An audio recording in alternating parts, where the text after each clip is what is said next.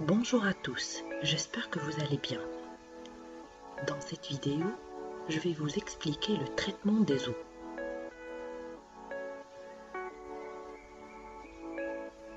Il y a deux parties à expliquer. La première consiste à traiter les eaux superficielles et souterraines afin d'obtenir une eau potable. La deuxième a pour but le traitement des eaux usées pour qu'elles soient rejetées dans la nature. Commençons pour le traitement des eaux pour rendre l'eau potable. L'eau du robinet provient soit des eaux souterraines, soit des eaux superficielles. Commençons par les eaux souterraines puisqu'elles sont moins polluées. On peut les traiter à l'aide d'une seule technique qui est la stérilisation avec le chlore ou bien l'eau de javel.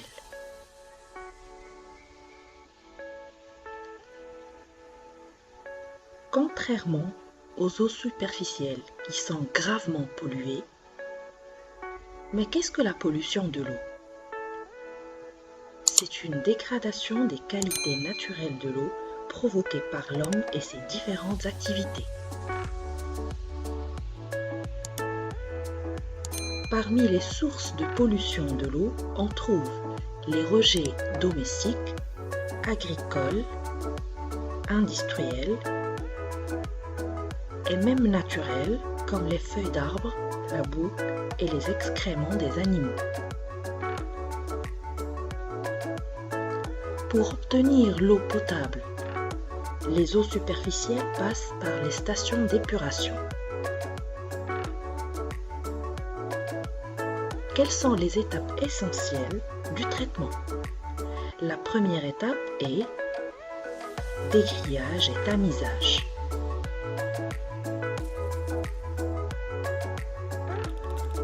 L'eau passe à travers des grilles et des tamis qui retiennent les grosses impuretés.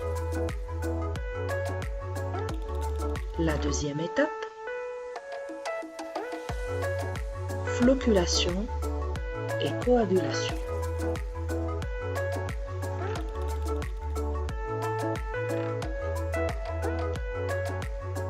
On injecte dans l'eau un coagulant qui permet le regroupement des particules fines en suspension, ce qui forme de gros flocons. C'est la floculation. Les nouvelles particules plus grosses et plus lourdes se déposent au fond des bassins par décantation.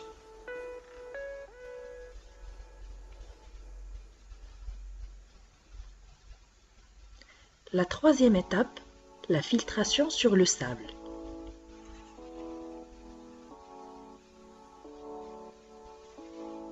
L'eau est filtrée à travers des couches de sable pour la débarrasser des restes des solides en suspension.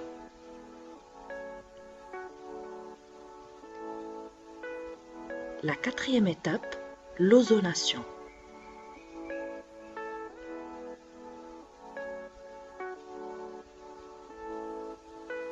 Le gaz d'ozone est diffusé dans l'eau, la débarrasse des polluants dissous, des bactéries, des virus. Cela élimine aussi le goût et les odeurs.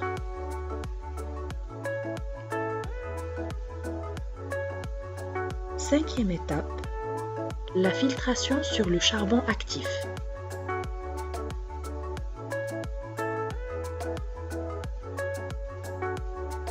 Ce procédé permet de retenir les dernières impuretés et rendre l'eau limpide.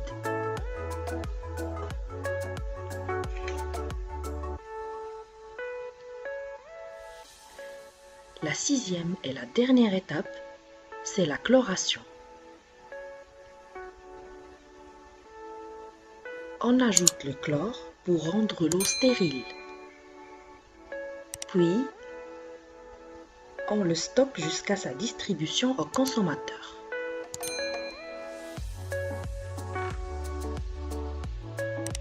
Récapitulons.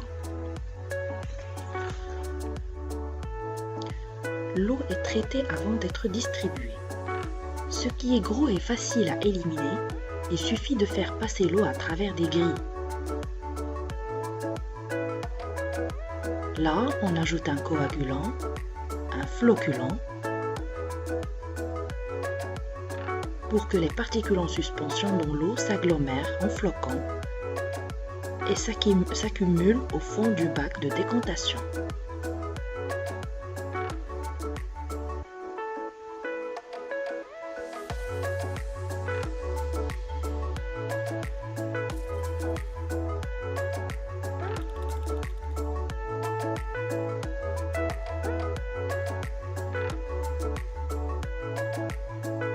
Le sable détruit les particules restantes grâce aux bactéries qu'il contient. Le charbon actif, composé de très nombreux alvéoles microscopiques, peut retenir les pesticides.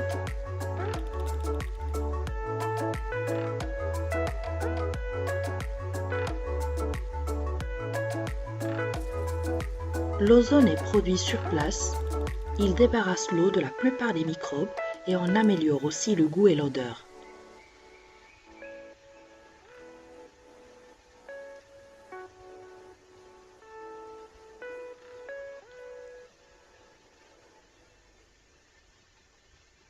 Le chlore est comme l'ozone, un puissant désinfectant. Le château d'eau est un réservoir que l'on remplit à l'aide de pompes. Il permet de stocker l'eau en hauteur pour qu'elle puisse alimenter le réseau de distribution.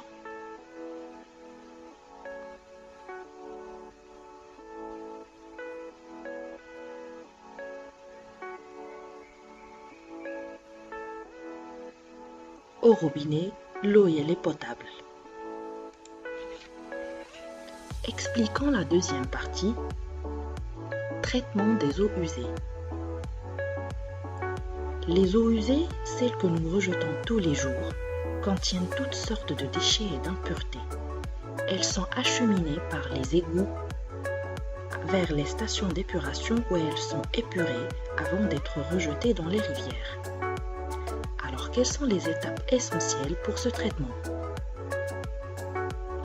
La première étape, c'est le décriage. L'eau passe à travers des grilles et des tamis qui retiennent les grosses impuretés.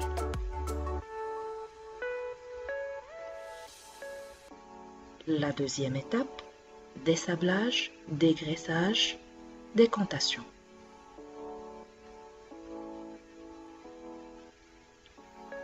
Les graisses et les huiles remontent à la surface par décantation et peuvent être éliminées facilement.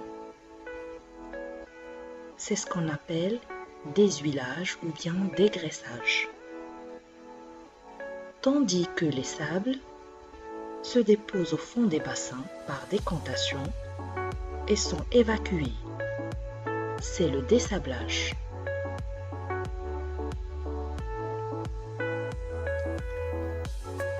La troisième étape, traitement biologique. C'est la partie essentielle du traitement. Le principe consiste à ajouter des micro-organismes dans l'eau. Ils servent à dégrader les matières organiques dissoutes qui représentent une pollution. Cette dégradation a lieu dans un bassin d'aération où de l'air est insufflé pour activer le travail des bactéries. Celles-ci vont consommer les matières polluantes et vont former en s'agglomérant des boues biologiques.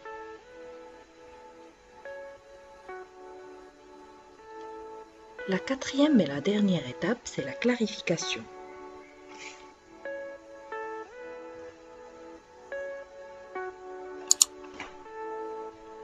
Cette opération permet de séparer par décantation l'eau dépolluée des boues biologiques.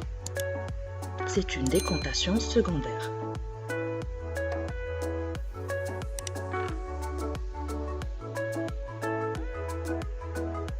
L'eau traitée est suffisamment propre pour pouvoir être rejetée au milieu naturel, tandis que les boues biologiques déshydratées sont stockées puis évacuées en décharge, incinérées ou utilisées en agriculture. Récapitulons. Les corps volumineux et les feuilles sont retirés de l'eau en passant à travers une grille dont les barreaux plus ou moins espacés retiennent les éléments les plus grosses. Les eaux usées passent ensuite dans des bassins où la réduction de la vitesse d'écoulement fait se déposer les sables et flotter les graisses. Les sables sont récupérés au fond par pompage alors que les graisses sont raclées en surface.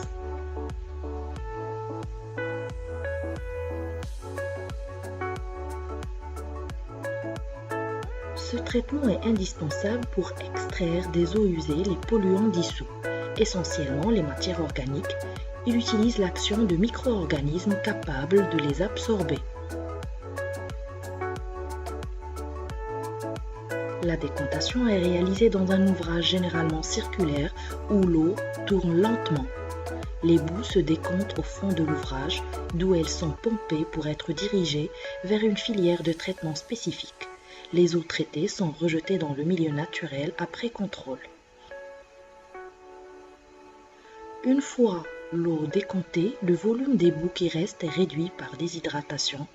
Ces boues sont ensuite recyclées et utilisées comme compost pour l'agriculture, incinérées ou évacuées vers un centre d'enfouissement. À cause du gaspillage et de la pollution, nos ressources en eau diminuent. L'eau est l'une des ressources fondamentales de notre planète et nous devons absolument faire tout notre possible pour la protéger et éviter sa pollution. Agissons ensemble pour une eau pure et saine. Pour cela, évitez de jeter n'importe quel produit dans l'évier ou les toilettes. Choisir les produits de lavage les moins polluants et réduire la quantité utilisée. Les grilles d'égout mènent directement l'eau au lac ou à la rivière, évitant de laver des voitures ou autres objets sur la voie publique. J'espère que vous avez bien compris comment rendre l'eau de la rivière potable et comment traiter les eaux usées. Si vous avez des questions, n'hésitez pas à m'écrire dans les commentaires. À très bientôt.